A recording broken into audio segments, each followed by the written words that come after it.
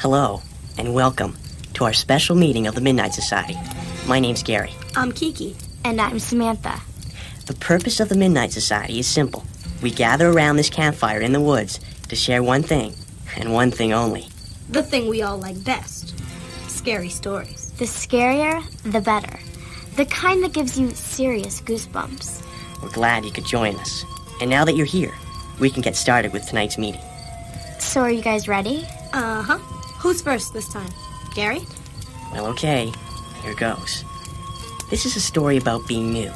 New at school, that is. That's pretty scary, all right. Well, yeah. It's not easy moving to a new town, walking into a new classroom full of strangers and trying to fit in. That is, not unless you have a friend. But say that you do. Say that you have a very special friend who's always by your side.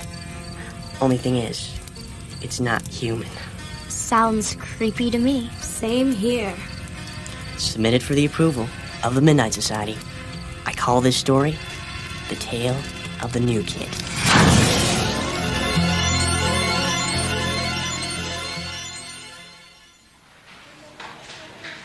Pete chewed on his pen, stared at the blackboard, and tried to focus. This science quiz was bad enough, but that funny little chuckling noise beside him was driving him insane. What was it? He glanced to his left and found himself staring into the ugliest little face he'd ever seen, just a few inches away. Oh, man! Pete jumped back, and his chair fell over with a crash. The teacher looked up, and everyone in the classroom giggled. It was nothing but a doll, a stupid kid's doll that looked like a troll, about a foot high. There was a new boy in Pete's class. His name was Hiram, of all things, and he'd been given the desk next to Pete's. It was Hiram who pushed the doll in Pete's face. "Hey," he whispered with a big stupid grin. "Don't you want to play?" The new kid was breathing in and out really fast, making that awful chuckling noise again.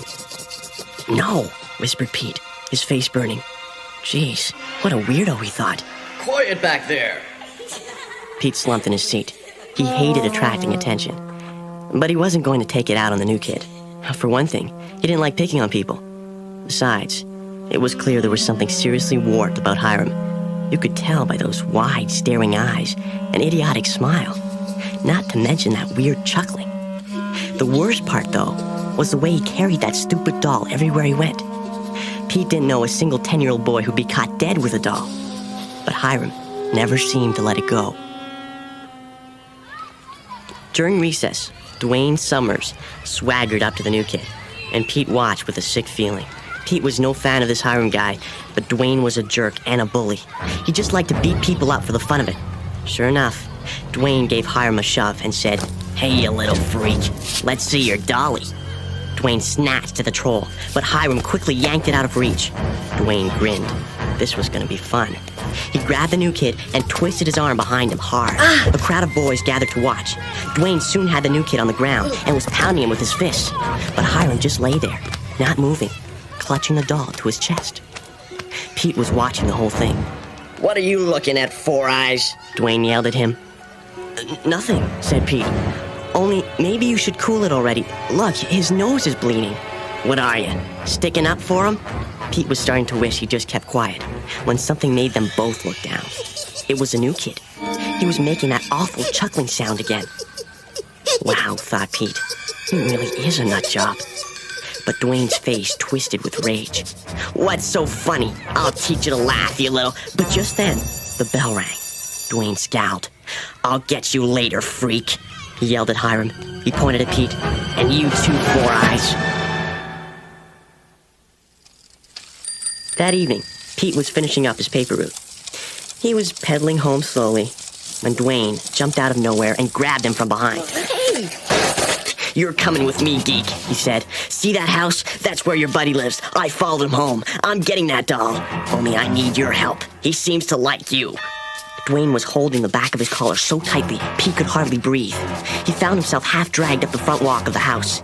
Dwayne let go and shoved him towards a door. "Go on," he hissed. "Ring the bell."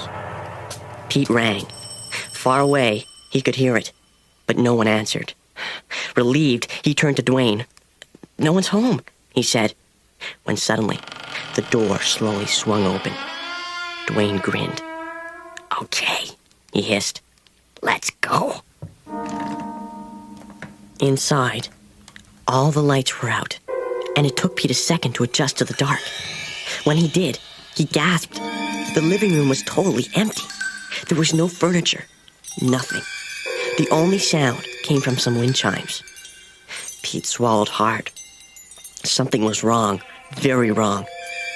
"Dwayne," he whispered, his voice cracking. "Maybe we should just go, okay?" But Dwayne had a crazy look on his face that Pete had never seen before. It scared him almost as much as the empty room. Dwayne grabbed his arm and pushed him through the living room and into the dining room. That was empty too. Dwayne took Pete up the carpeted stairs, but every room was empty. There was no furniture, not a single object, nothing. Until they got to the final room. It was Hiram. He was lying slumped against the wall, next to a closet door. His eyes and mouth were wide open.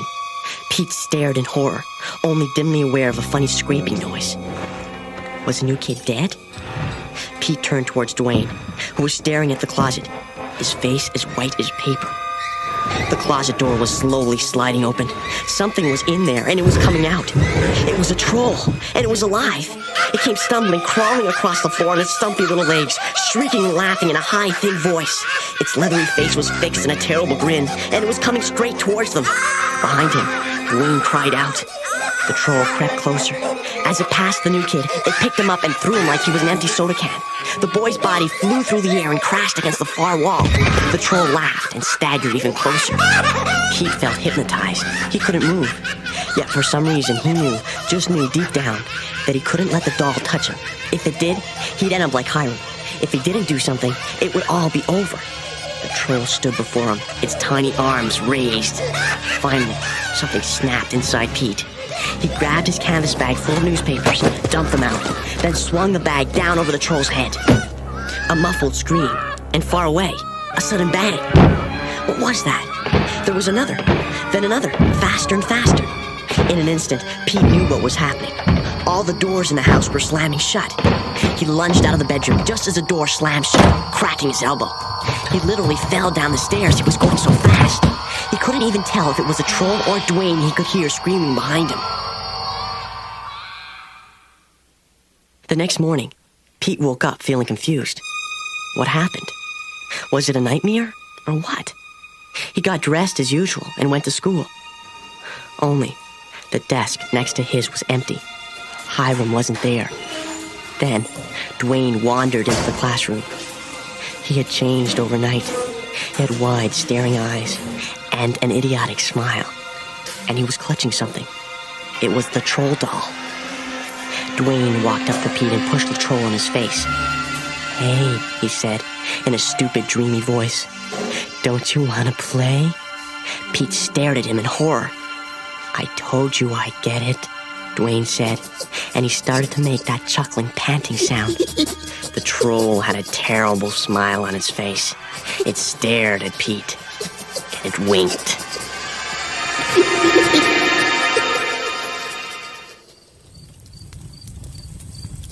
Oh, wow. So you mean that the troll doll... He was alive the whole time. So Hiram was kind of his doll all along. Weird. You have one strange imagination, Gary. And I mean that as a compliment. Why, thanks, Kiki. And speaking of strange... Yeah. Why are you guys looking at me? No reason, Sam.